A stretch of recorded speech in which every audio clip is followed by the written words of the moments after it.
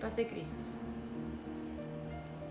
En esta ocasión vamos a considerar un pasaje que se encuentra en Isaías 46, 9 al 10. En la Reina Valera dice: acordaos de las cosas pasadas desde los tiempos antiguos, porque yo soy Dios y no hay otro Dios, y nada hay semejante a mí, que anuncio lo porvenir desde el principio y desde la antigüedad lo que aún no era hecho, que digo, mi consejo permanecerá y haré todo lo que quiera. En este versículo nos está hablando de la soberanía de Dios. La soberanía es el poder o la autoridad suprema que no tiene interferencias externas y que es inapelable. Por lo tanto, soberanía divina significa que Dios es aquel que se sienta en el trono del universo. Tenemos un ejemplo muy claro con Nabucodonosor, que era el rey de Babilonia. Él fue llevado al exilio por su orgullo, su soberbia, de tal modo que le salieron garras como una bestia y se llegó a alimentar como si fuera una bestia. Entonces Dios, cuando él reconoció que Dios era soberano, Dios lo regresó a su posición de honor al reconocer y alabar esa soberanía del Altísimo. Y dice en Daniel 4, 34 al 35, dice, cuyo dominio, o sea, el dominio de Dios, dice, es sempiterno, que dura para siempre, y su reino por todas las edades. Y Él hace según su voluntad en el cielo, en el ejército del cielo y en los habitantes de la tierra, y no hay quien detenga su mano. Eso se encuentra en Daniel 4, 34 al 35. Y solo por eso nosotros dejaremos de pedir a Dios de que obren milagros porque Él hace lo que quiere. No, debemos seguir clamando porque el clamar nos acerca a Dios. El clamar nos acerca a su corazón. Jeremías 33:3 dice, clama a mí y yo te responderé y te enseñaré cosas grandes y ocultas que tú no conoces.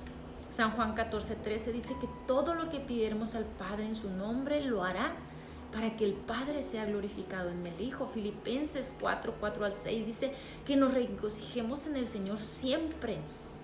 Otra vez os digo, dice Pablo, regocijaos. Y en el versículo 6 dice, por nada estéis afanosos, sino sean conocidas vuestras peticiones delante de Jehová con toda oración y ruego con acción de gracias. Y la paz que sobrepasa todo entendimiento guardará vuestros corazones y vuestros pensamientos en Cristo Jesús. Así que a Dios le gusta que clamemos, le gusta que le oremos, que mantengamos ese momento de conexión, de intimidad con Él, porque al clamar empezamos a conocerle, empezamos a conocer su carácter, a entrar en su corazón, empezamos a aceptar que lo que Él tiene para nosotros es mejor de lo que nosotros le podamos pedir. Y el salmista lo sabía. En Salmos 8, 2:8 dice el salmista proféticamente, dice, pídeme y te daré por herencia las naciones y como posesión tuya los confines de la tierra. Pablo nos decía en Efesios 3:20, y aquel que es poderoso para hacer todas las cosas mucho más abundante de lo que pedimos o entendemos, según el poder que actúa en nosotros. Es decir, Dios tiene más que darnos de lo que nosotros le podamos pedir. Por eso a Él le gusta que le clamemos. Dios te dice, confía en mí, mis planes son de bien.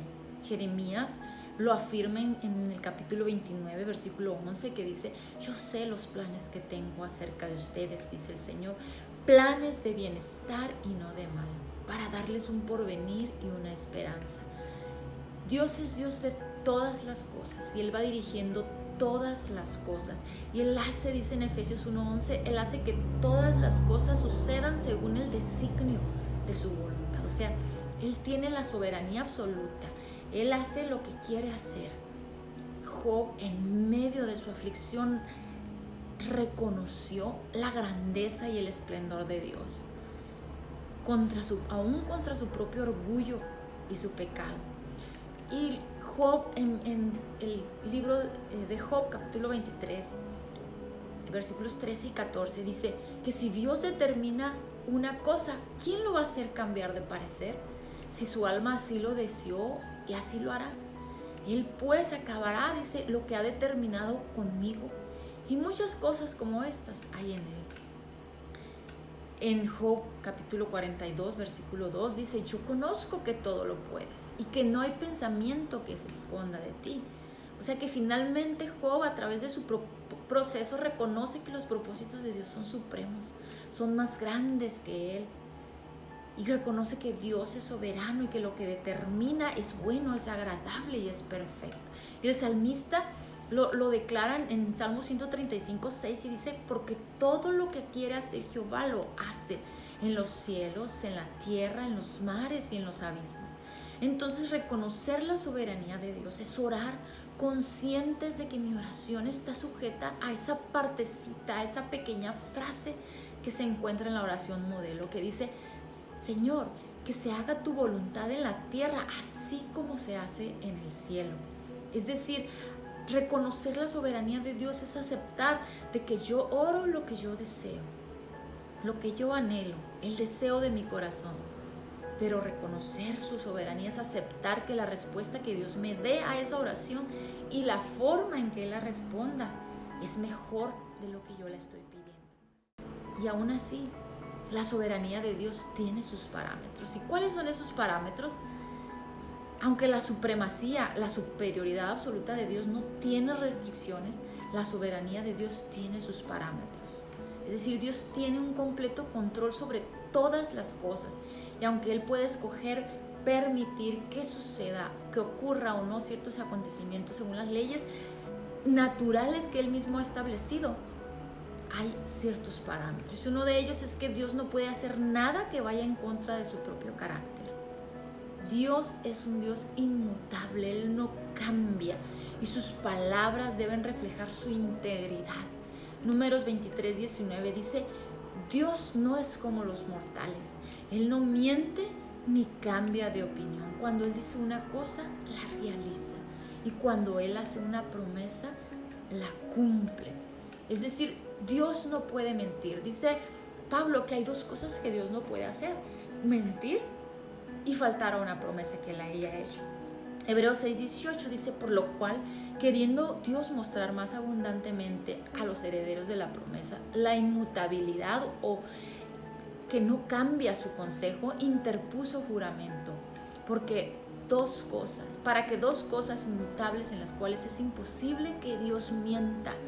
Tenemos un fortísimo consuelo, lo que hemos acudido para asirnos de la esperanza, para agarrarnos, para aferrarnos de la esperanza puesta frente a nosotros, la cual tenemos como segura y firme ancla del alma. O sea, nuestra alma está anclada en la esperanza, en la promesa que Dios nos hizo. Dice, y que penetra hasta dentro del velo, donde Jesús entró por nosotros como precursor, hecho sumo sacerdote para siempre, según el orden de Melquisedec. El segundo parámetro de la soberanía de Dios es que Dios no solo continúa siendo veraz, sino que Él cumple todas las promesas que hace. El tercer parámetro es que Dios no puede ser tentado por el mal. O sea, estos parámetros rigen la soberanía de Dios. No existe ningún elemento en su naturaleza para que Dios pueda ser tentado por el mal. Ni Dios tampoco tienta a nadie, dice en el libro de Santiago capítulo 1. Y aunque Dios a menudo nos manda pruebas para conocer nuestra fidelidad a Él, Dios no nos tienta. Dios utiliza su poder ilimitado para permitirnos resistir las pruebas y las tentaciones y escapar del mal. En 1 Corintios 10:13 dice que juntamente con la tentación Él nos da la salida y que no seremos tentados más allá de lo que nosotros podamos resistir. El cuarto parámetro de la soberanía de Dios es que Dios no puede negarse a sí mismo ni puede tampoco contradecirse. Es decir, Dios permanece fiel a sus promesas y a sus pactos. Malaquías 3, en el versículo 6 dice, yo Jehová no cambio. Una promesa es tan verdadera como la persona que lo hace. Es decir, Dios es tan real en cumplir sus promesas así como existe, así como Él es real. Y al igual que Dios, su palabra no cambia, es inmutable. En 1 Samuel 15:29 dice: además, el que es la gloria de Israel no mentirá ni se arrepentirá, porque no es hombre para que se arrepienta. Es decir, Dios no revoca lo que ha dado ni desecha a quien ha escogido. El quinto parámetro de la soberanía de Dios es que Dios no puede perdonar el pecado mientras no haya sido pagado. El quinto parámetro es que Dios no puede perdonar el pecado mientras no haya sido pagado. Debido a que Dios es un Dios justo, Él no puede hacer simplemente un borrón y cuenta nueva. Debe haber un precio pagado, un costo. Romanos 6:23 y Romanos 3:23 hablan de ese costo, que la paga del pecado es la muerte. Hablan de que el regalo de Dios es la vida eterna. Hablan de por cuanto todos por cuanto todos hemos pecado, estamos destituidos de la gloria de Dios. Entonces hay un precio que hay que pagar. Un precio que pagar para que el perdón de los pecados sea ejercido sobre nuestra vida. ¿Y qué significa esto? Significa que mientras yo no me acerco a Dios para aceptar ese sacrificio en la cruz, el precio no habrá sido efectivo en mi vida. Jesucristo ya lo pagó, pero yo no he aceptado ese pago si yo no me acerco a Cristo Jesús. Cristo tuvo que soportar una terrible agonía física y espiritual. La justicia perfecta de Dios fue pronunciada sobre Él, fue pagada sobre Él. La copa de la ira fue derramada sobre Jesús. Esa copa, esa ira que yo merecía recibir a causa de mi pecado, Él vivió esa justicia en Él, esa justicia que yo merecía. Otro de los parámetros de la soberanía de Dios es que Dios no puede forzar a nadie a amarlo ni a recibir su regalo de salvación eterna. Es un acto de libre albedrío. O sea, tú eliges, yo elijo servir a Dios, yo elijo amarle, yo elijo entregarme a Él. Yo elijo responder a Él con fe, recibiendo a Jesús en mi vida.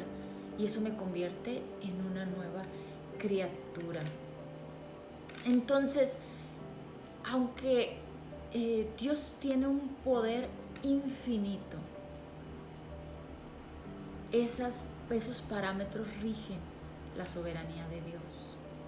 Podemos someter nuestros corazones, nuestras almas y nuestras mentes de manera que concuerden con su voluntad para que nuestra oración sea respondida. Primera de Juan 5:14 dice: y esta es la confianza que tenemos en Él, que si pedimos alguna cosa conforme a su voluntad, Él nos oye. Así que de esta manera nosotros honramos a Dios en todas las cosas, reconociendo que Él es absolutamente soberano, que Él es verdaderamente soberano, que Él está en el trono de nuestro corazón, que Él está por encima de nosotros y que lo que Él quiere va a hacer. Él quiere escuchar mi petición, Él quiere escuchar mi oración, pero yo debo estar consciente que lo mejor es lo que me va a dar Él, que lo mejor para mi vida es lo que Él tiene para mí. Sujetarme al Señor, que se haga tu voluntad en la tierra, así como se hace en el cielo. Colosenses 1, en su versículo 16 y versículo 17, dice que todas las cosas fueron creadas por Él, las que hay en el cielo, las que hay en la tierra, las visibles, las invisibles, los tronos, los dominios, los principados, las potestades. Todo fue creado por medio de Él y para Él. Y Él es antes de todas las cosas, y todas las cosas por Él subsisten. Es decir, Dios tiene el control absoluto de nuestra vida. Y lo que pase en nuestra vida es lo que Dios ha designado. Y demos por hecho que es bueno, que es agradable, que es perfecto, porque Él tiene todas las cosas bajo su control. Dios te bendiga.